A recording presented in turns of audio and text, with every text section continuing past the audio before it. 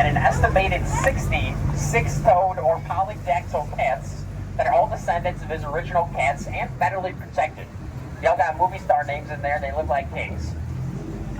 Ernest wrote about 70% of his most popular works here. Green Hills of Africa, Snows of Kilimanjaro, just to name a few. Wrote from 6 a.m. to noon, produced 500 to 700 words a day. If you switch to the right, behind a big banyan tree, you're going to find the Key West Lighthouse. This one was built in 1847 to replace the original that was destroyed in a hurricane. That one would have been 5 blocks straight ahead, where you would typically find the southernmost Point Buoy. It's not there today. They're doing some construction on the seawall.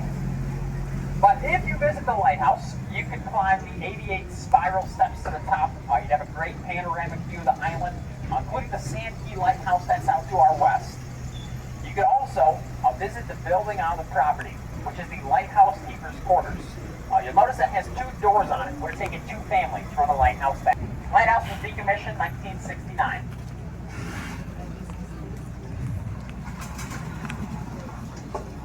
But at this moment, we are making our way down Whitehead Street, and this one is named for John Whitehead.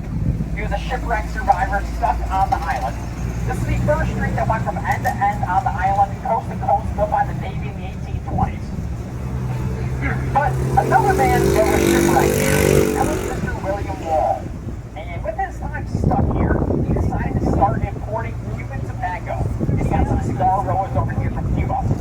He found that by doing that, you could make a finished Cuban cigar for 1/3 of the price that you can import it from Cuba. And the Cuban Revolution unfolds. They're trying to get their independence from Spain. Many flee and wind up here in Key West. That cigar industry just grows and grows until we become the world's leader in cigar manufacturing. At the height of it, we had 166 different manufacturers that all together produced 100 million hand-rolled cigars every year. I mention that now because this area we're rolling through, this was Gattoville for Eduardo Gatto. He was the most prominent manufacturer of them all. He did a lot of unconventional things that keep his workers happy. Like Gattoville here, it was 40 simple wood frame structures. He encouraged them to start businesses, basically a city within a city. But slowly, if their declines like a big fire and a strike, those cigar manufacturers move up to places like Tampa, Ybor City. But right here today, to your right, this big white fence, black metal in between, this is the Naval Air Station and Truman Annex. The military has had a presence in this area for over 200 years. Today, the primary focus is on surveillance and training. The majority of our Navy are just right up the overseas highway in Boca Chica, Keys. They even train the U.S. Army Special Forces on the island of Key West today.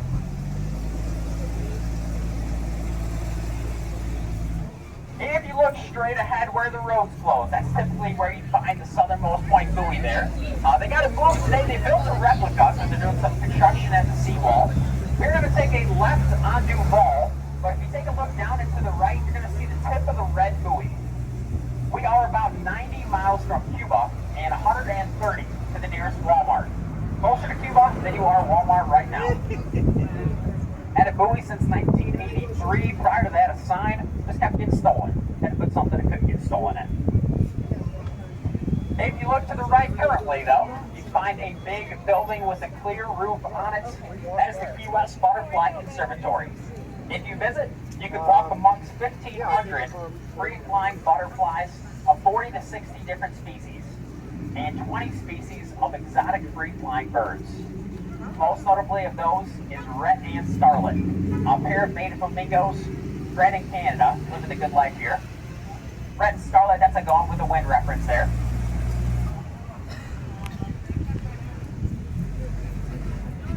All right. Just made it onto Duval Street. World famous Duval Street. It's named after William Pope Duval.